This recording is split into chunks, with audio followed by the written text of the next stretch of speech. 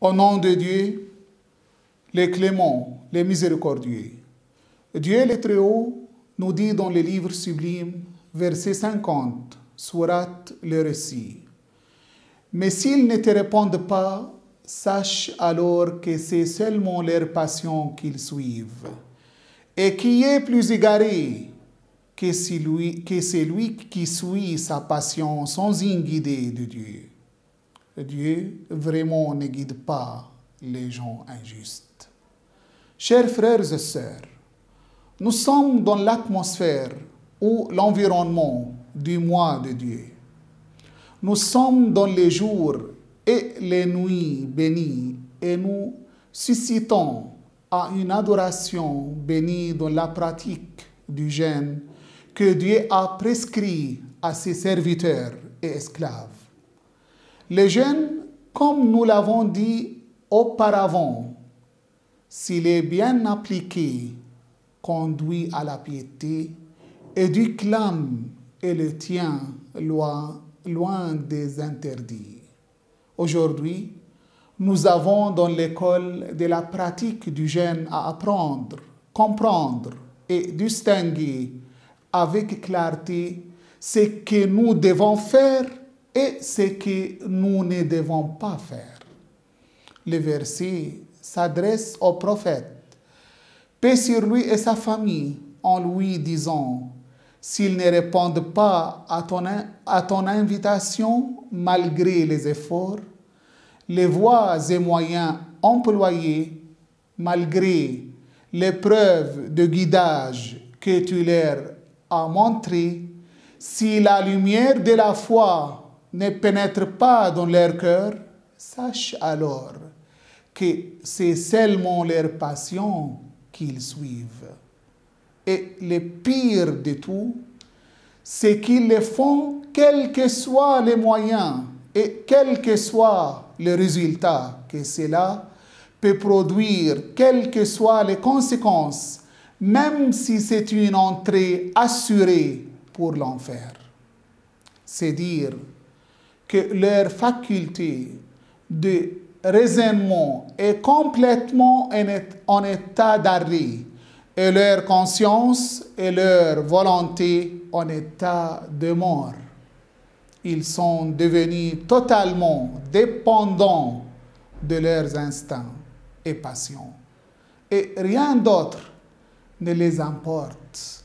Ils sont devenus de véritables bêtes. Quelle différence y a-t-il, chers frères et sœurs, entre les croyants et les mécréants, ou les croyants et les pervers? Tous les deux sont dotés de raison, mais la différence, c'est que le croyant a libéré sa raison des passions et réfléchi de façon positive, tandis que le mécréant ou le pervers a emprisonné sa raison dans ses passions. Et comme le dit le verset, et qui est plus égaré que celui qui suit sa passion sans une guidée de Dieu? Et c'est quoi une guidée de Dieu? C'est la religion, c'est le message divin, c'est le courant, c'est la lumière de la foi. Et ces gens-là n'ont pas une guidée de Dieu. C'est comme s'ils étaient plongés dans une obscurité profonde et totale. Et le verset finit par « Dieu vraiment ne guide pas les gens injustes ». En effet, ce sont eux qui ont choisi leur voie et Dieu les laisse assumer leur choix après leur avoir montré le chemin sous diverses formes. Chers frères et sœurs, suivre ces passions peut être de plusieurs façons, comme l'incitation au mal, l'argent illicite, la nourriture illicite, le pouvoir illicite.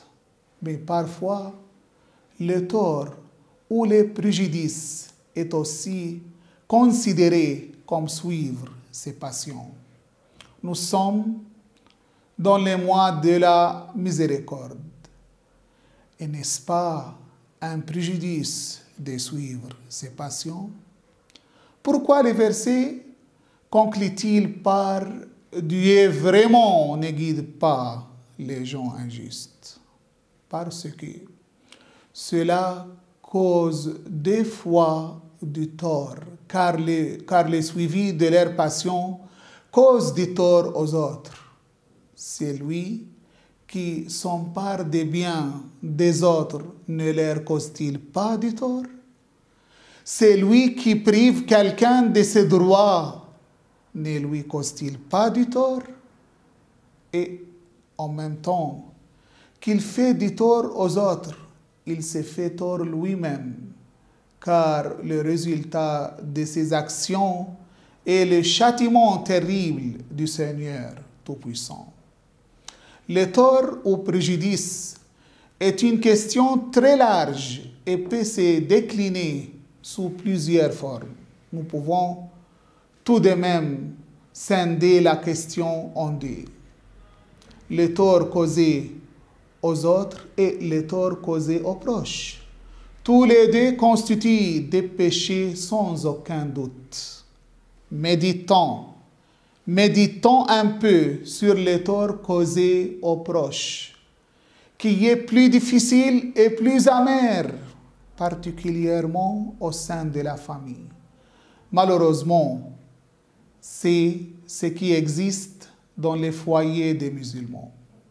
Le prophète, paix sur lui et sa famille, dans son prône sur les mois bénis de Ramadan, nous a recommandé de nous inquérir de nos proches, d'être doux et tendres envers eux et de respecter nos aînés et personnes âgées. Et tout ceci est un signe qui nous montre que ce mois est un mois de miséricorde, de pardon et de bénédiction, et que nous devons faire attention aux droits des proches et de ne pas leur porter préjudice, quelle que soit sa nature. Aujourd'hui, nous constatons malheureusement un fils qui porte préjudice à son père, ou à sa mère, ou à son frère, ou à sa sœur, bref, au sein de la famille. Les membres se causent du tort les uns aux autres. Ce préjudice est une des formes du suivi des passions, et le suivi des passions conduit tout droit en enfer. Chers frères et sœurs, chers jeûneurs qui s'efforcent de se rapprocher de Dieu par la prière, les invocations et la lecture du Coran. Faisons attention et ne croyons pas que notre jeûne ou notre prière ou toutes nos bonnes actions nous libèrent des supplices si nous continuons à causer du tort ou à porter préjudice aux autres.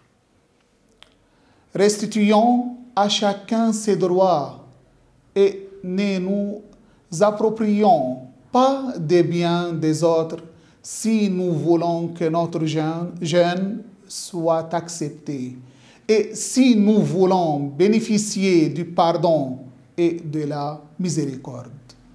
Si nous voulons que notre jeûne soit élevé au rang du jeûne des pieux et que nos invocations soient exaucées, résolvons les problèmes entre nous d'une façon pratique. Comment est-ce possible au même moment de réunir préjudice porté aux autres et foi ou dévotion?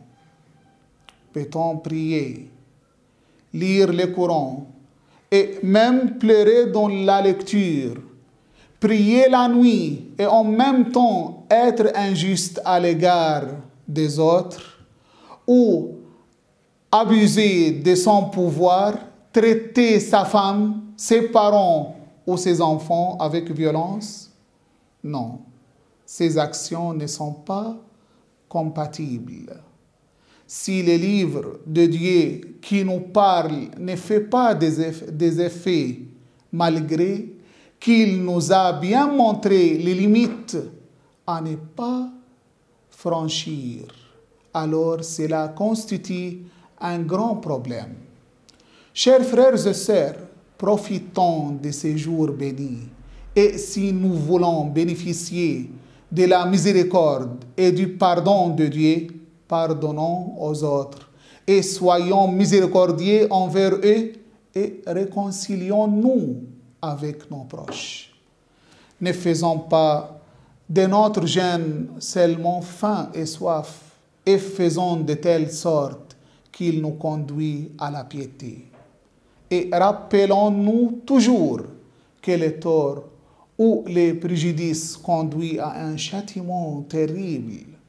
Dieu nous dit dans la sourate Les Pardonneurs, verset 50, « Au jour où leur excuse ne sera pas utile aux injustes, tandis qu'il y aura pour eux la malédiction et la pire demeure. »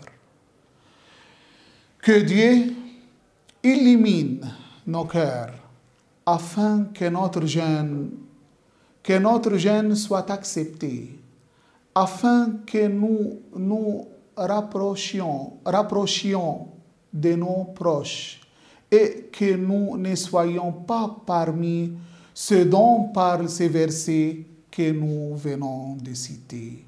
Wassalamu alaikum wa rahmatullahi wa barakatuh.